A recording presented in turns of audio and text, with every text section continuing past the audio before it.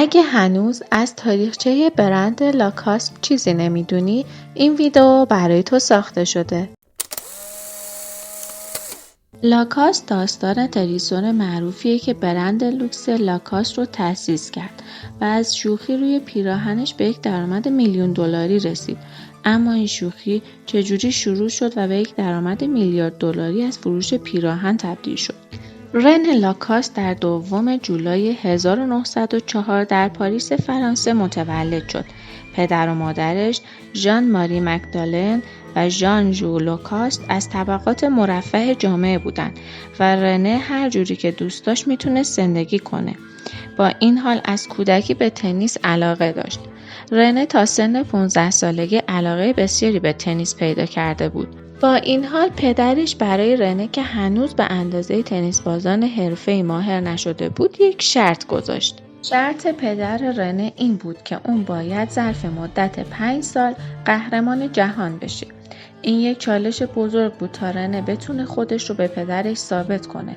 در سال 1922 به مدت 3 سال اون به شدت تمرین کرد. رنه میخواست در مسابقات ویمبلدون شرکت کنه. پس به شدت تمریناتش رو ادامه داد تا در سال آینده در اولین مسابقات ایالات متحده شرکت کرد. رنه تونست به دور 4 مسابقات راه پیدا کنه، اما با کمی اختلاف از رقیب خودش یعنی سیسیل کمپیل شکست خورد. با این حال اون با پشتکار عجیبی که داشت تمرینات خودش رو ادامه داد و همه رو شگفت زده کرد. اگر تا اینجای ویدیو همراه من بودی لطفاً این ویدیو رو لایک کن.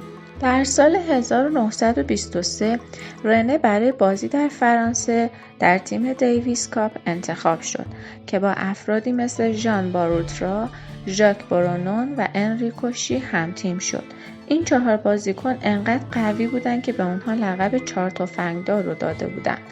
رنه به اولین فینال خودش در سال 1923 در ویمبلدون راه پیدا کرد و به یکی از همتیمی‌های خودش یعنی ژان باروترا باخت. این شکست باعث شد رنه سخت‌تر تمرین کنه و قول خودش به پدرش رو فراموش نکرد و در همون سال عنوان قهرمانی فرانسه را به دست آورد و در تورنمنت بعدی در فینال با ژان مجددا مسابقه داشت و این بار او عالی ظاهر شد و قهرمانی رو از آن خودش کرد. رنه حالا از نظر پدرش شایستگی بازی تنیس رو پیدا کرده بود. در سال بعدی عنوان قهرمانی خودش رو به انریکو شی همتیمی فرانسوی خودش واگذار کرد. پس از شکستش دیگه تو مسابقات ویمبلدون شرکت نکرد.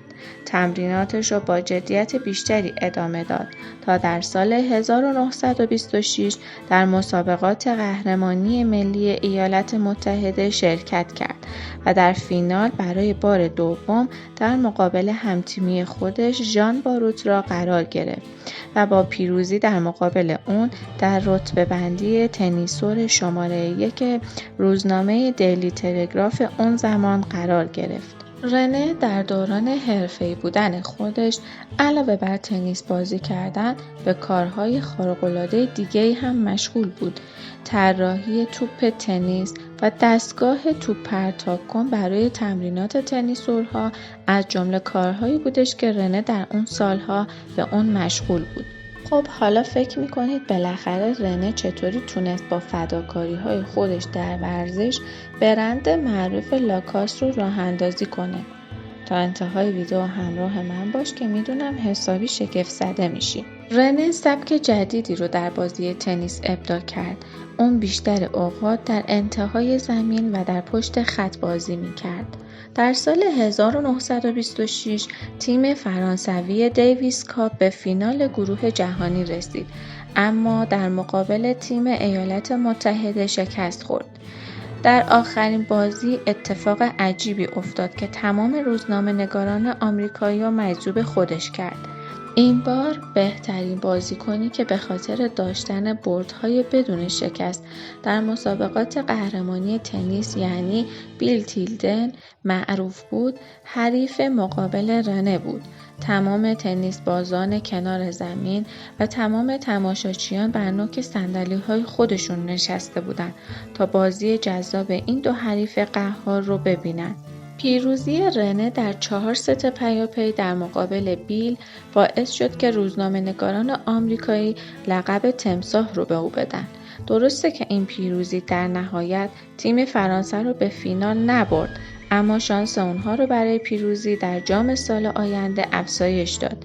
در سال بعد رنه دوباره تونست بیل رو شکست بده و نام مستعار کروکودیل رو به خاطر سرسختی و تلاش و هرگز تسلیم نشدنش به اون اختصاص دادن. در اواخر همون سال مربی تیم فرانسه به رنه قول داد در صورت پیروزی در مسابقات یک چمدون از پوست کروکودیل رو به اون هدیه بده. حالا در بازی‌های بعدی رنه لباس خودش رو با یک نشان کروکودیل مزین کرد و در زمین بازی توجه تمام تماشاگران رو به خودش جلب کرد.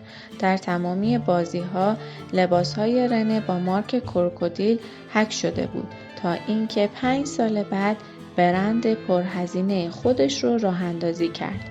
رنه که از سنین کودکی بازی تنیس رو آغاز کرده بود، به تجربیات خودش مراجعه کرد و دید که پیراهن دکمه‌دار آستین بلند برای بازی‌های پرتلاطم و حرکتی مثل تنیس یک کمی اذیت کننده است. حالا رنه با استفاده از تحقیقات میدانی و تجربیات خودش لباس امروزی تنیس رو طراحی کرد، یعنی همون تیشرت یقه‌دار آستین کوتاه.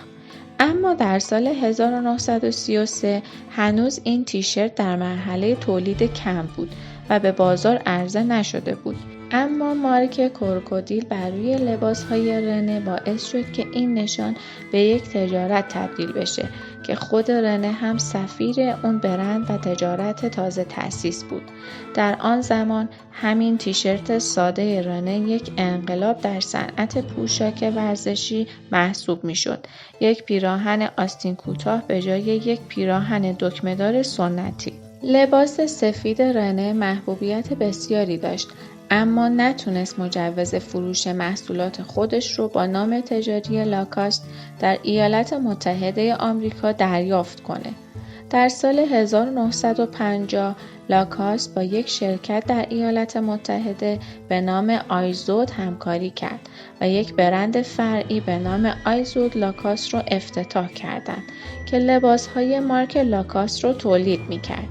شرکت آیزود لاکاست علاوه بر رنگ سفید، رنگ‌های دیگری از تیشرت رو هم تولید می‌کردند.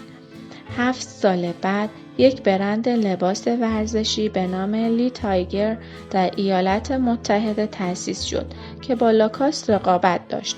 این شرکت لباس‌های راحتی مشابهی رو تولید می‌کرد که کم کم در ایالات متحده لباس‌ها با مارک‌های مشابهی مثل کروکودیل و علامت حیوانات دیگر هم شروع به تولید کردند. اما شکست برند محبوبی چون لاکاست در دنیای ورزشی کار ساده‌ای نبود.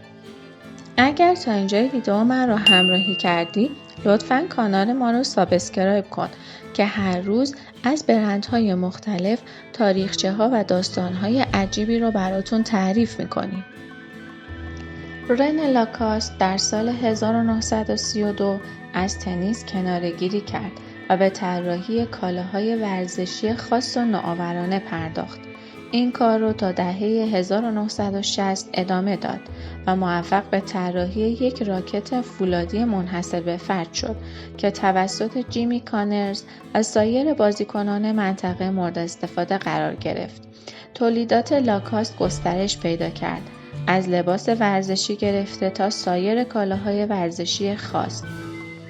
در سال 1964 پسر رنه یعنی برنارد لاکاست مسئولیت شرکت مشترک آیزود و لاکاست رو بر عهده گرفت و تا زمانی که شرکت سودآوری خوبی داشت این شراکت ادامه پیدا کرد. شرکت آیزود بدهکاری عجیبی رو بالا آورد و تصمیم گرفت از شرکت لاکاست جدا بشه تا بدهیاش گریبان این شرکت رو نگیره. بالاخره لاکاست مجوز فروش لباسهای خودش را از ایالات متحده دریافت کرد و سرانجام در سال 1990 برای حل بحران مالی خودش لاکاست رو به یک شرکت چینی به نام کروکودیل فروخت. در اکتبر 1996 رن لاکاست در سن 92 سالگی درگذشت. در سال 2000 شرکت لاکاست از دو مدیر خلاق به نام گیل روزیر و کریستوف لمیر استفاده کرد و باعث شد که محبوبیت برند لاکاست نه تنها به عنوان یک برند ورزشی بلکه به عنوان یک برند لوکس در صنعت مد و فشن دوباره به بازارهای جهانی برگرده. این برند با خلاقیت مدیریت جدید خودش علاوه بر پوشاک، سایر لوازم مثل کفش، عینک، کیف، مایو، اتکلون، حوله و ساعت رو هم تولید می‌کرد. در سال 2005 برنارد شرکت رو به برادر کوچکتر خودش یعنی مایکل لاکاست سپرد. برنارد در 21 مارس سال 2006 درگذشت، اما مایکل از زمانی که مدیریت جدید شرکت را بر عهده گرفت، مجوز تولیدات علامت تجاری خودش رو به سایر شرکت‌ها آغاز کرد، تا جایی که کشورهای تایلند و چین هم مجوز تولید این برند جهانی را از آن خود کردند. این شرکت روز به روز پیشرفت کرد و در سال 2007 به اوج قله خود رسید. حالا شما برامون بگید که تا به حال از برند لاکاست استفاده کردین یا نه؟ لطفاً نظرات خودتون رو نسبت به این برند برای ما توی کامنت ها بنویسین و بگین که دیگه تاریخچه چه مارک و برندی رو دوست دارین که ما براتون داستانش رو تعریف کنیم. شرکت لاکاست بنیاد خیریه رن لاکاست رو راه اندازی کرد تا به کودکان نیازمند سراسر جهان کمک کنه تا توی مدرسه ورزش کنن و همواره به سلامت خودشون اهمیت بدن. اینجوری شد که این شرکت از یک شوخی به یک برند به ارزش $1 میلیارد در سرتاسر جهان تبدیل شد.